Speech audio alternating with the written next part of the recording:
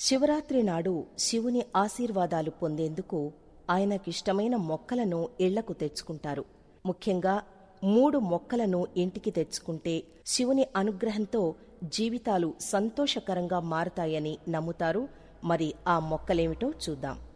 హిందువులకు అత్యంత ముఖ్యమైన మహాశివరాత్రి పండుగ ఈసారి మార్చి 8న వస్తోంది.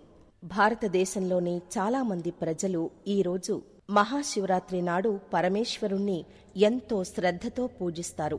ప్రత్యేక పూజలు నిర్వహించి ఉపవాసం పాటిస్తూ కష్టాలన్నీ తొలగిపోవాలని శంకరుణ్ణి వేడుకుంటారు.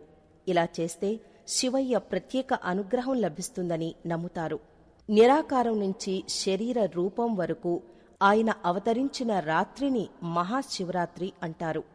ఈ రాత్రి వేళలోనే శివుడు లింగరూపంలో దర్శనమిచ్చాడని కూడా పేర్కొంటారు.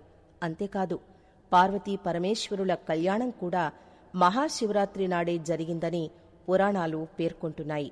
ఇప్పటికే మహాశివరాత్రి బ్రహ్మోత్సవాలు ప్రారంభమయ్యాయి. మరి పండుగ ప్రత్యేకతలేమిటో కూడా తెలుసుకుందామా? ఈ పండుగ ప్రధాన ఆచారాల్లో ఒకటి శివలింగానికి నీరు, పాలతో అభిషేకం చేయడం. దీన్ని రుద్రాభిషేకం అంటారు. ఇది భగవంతుని పట్ల గౌరవం, కృతజ్ఞతను తెలియజేస్తుంది. అలాగే శివుని ఆశీర్వాదాలు పొందేందుకు ఆయనకిష్టమైన మొక్కలను ఇళ్లకు తెచ్చుకుంటారు.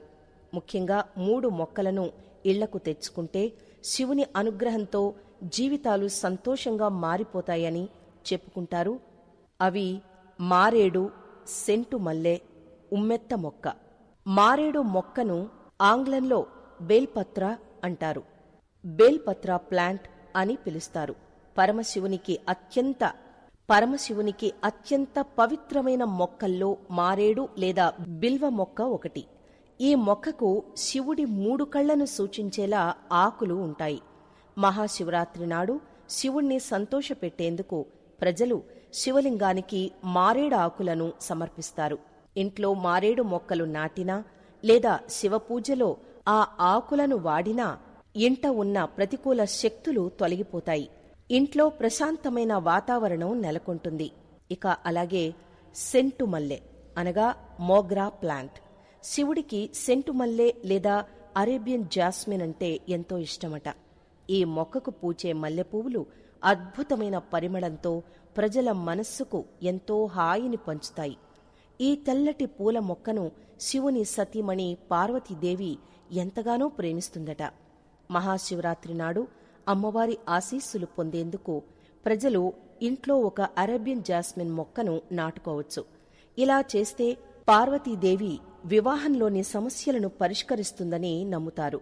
ఇక 3వది ఉమ్మెత్త మొక్క, ధాతురా ప్లాంట్. ఉమ్మెత్త లేదా దత్తూర మొక్క తెల్లటి పువ్వులు, విషపూరితమైన గింజలతో పెరుగుతుంది. సాధారణంగా ప్రజలు ఇంట్లో ఇలాంటి మొక్కలను ఉంచుకోరు. కాని మహాశివరాత్రి నాడు మాత్రం ఏరి కోరి మరీ ఇళ్లకు తెచ్చుకుంటారు. భక్తులు దత్తూర పుష్పాలతో శివునికి దగ్గరవ్వచ్చు. అందుకే ఎంతో పుణ్యప్రదమైన శివరాత్రి రోజున ఇంట్లో ఉమ్మెత్త మొక్క ఉంటే చాలా అదృష్టమని జ్యోతిష్య పండితులు చెప్తున్నారు.